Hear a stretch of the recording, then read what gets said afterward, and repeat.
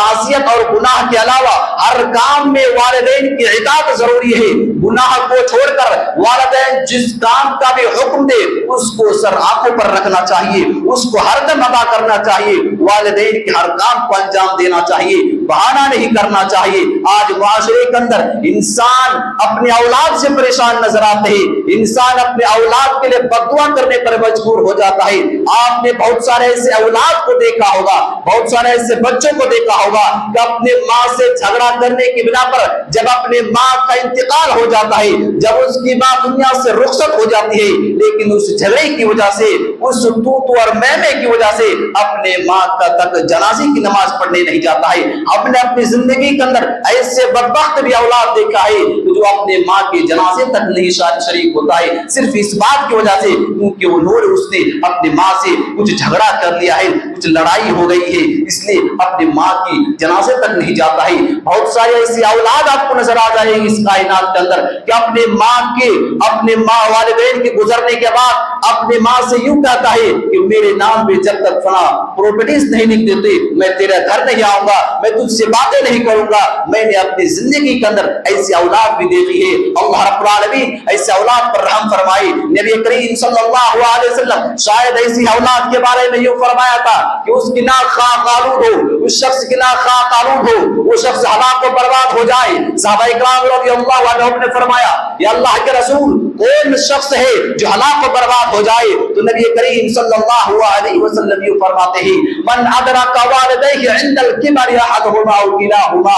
ثم لم يدخل الجنہ، کہ وہ شخص برباد ہو جائے، وہ شخص ہلاک ہو جائے، وہ شخص برباد ہو جائے جس نے اپنے والدین میں سے کسی ایک کو یا دونوں کو بڑھاپے کی عمر میں پایا اور ان کی خدمت کر کے اپنے آپ کو جنت کا مستحق نہ بنایا۔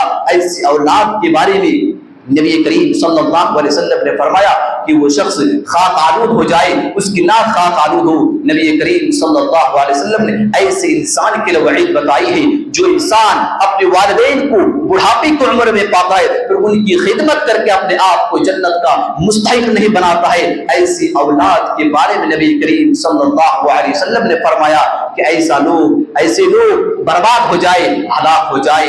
آئیے آگے چلتے ہیں۔ حضرت ابو امامہ رضی اللہ تعالی عنہ یوں فرماتے ہیں کہ ایک شخص نبی کریم صلی اللہ علیہ وسلم کے پاس آتے ہیں اور یوں سوال کرتے ہیں ما حق الوالدین، کہ والدین کے رائٹس کیا ہیں، والدین کے حق حقوق کیا ہیں، والدین کے ادھیکار کیا ہیں؟ تو نبی کریم صلی اللہ علیہ وسلم فرماتے ہیں کہ ہما جنتک و نارک، کہ وہی تمہاری جنت بھی ہے وہی تیری دوزخ بھی ہے۔ یعنی اگر تم والدین کی اطاعت کرو گے، والدین کی بات کو مانو گے تو تم جنت کے مستحق بن جاؤ گے، اور اگر والدین کی فرمانی کرو گے، ان کی بات نہ مانو گے، ان سے لڑائی کرو گے، ان سے جھگڑا کرو گے، ان کی باتوں کو اپنے سر آنکھوں پر نہیں رکھو گے، وہ جو بات تم کو کرنے کے لیے کہے تم اس میں کوئی نہ کوئی نقص نکالو گے تو تم سمجھ لو کہ تم جہنم میں جلو گے۔ نبی کریم صلی اللہ علیہ وسلم نے فرمایا والدین کے بارے میں کہ وہی تمہارا جنت بھی ہے وہی تمہارا دوزخ بھی ہے۔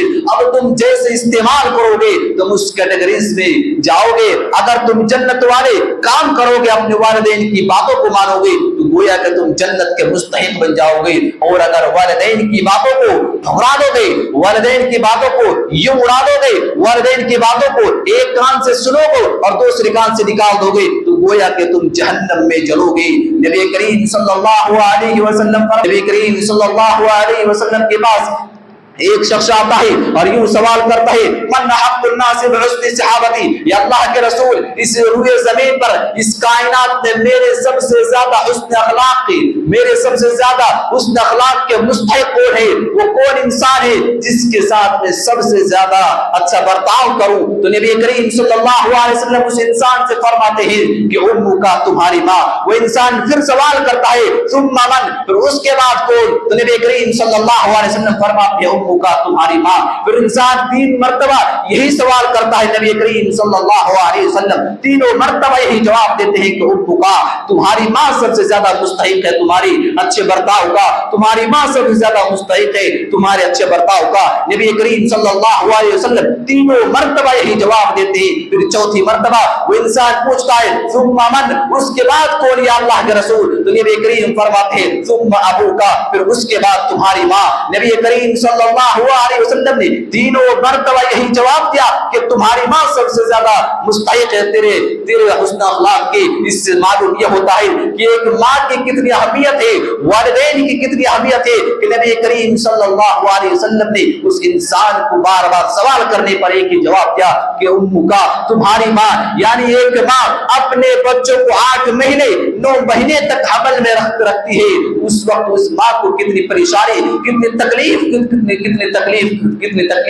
बर्दाश्त करनी पड़ती है। इसी तरीके से जब डिलीवरी का वक्त होता है तो उस माँ को कितनी तकलीफ होती है। इसी तरीके से तीसरा मरहला, जब वो माँ अपने बच्चों को, अपनी औलाद को 2 साल 2.5 साल बचपन में परवरिश करती है तो उनको कितनी तकलीफ होती है। वो बच्चे की पेशाब पर सोना गवारा कर लेती है लेकिन अपने बच्चों को जरा से भी नुकसान पहुंचने नहीं देती है। वो माँ अब बगैर तकिए के सो जाती है लेकिन अपने बच्चों को बगैर तकिए की सोते हुए गवारा नहीं करती है। उस माँ की अहमियत को समझिए, उस माँ की अज़मत और फजीलत को समझिए। नबी करीम सल्लल्लाहु अलैहि वसल्लम ने कितनी अहमियत बताई है। इसी तरीके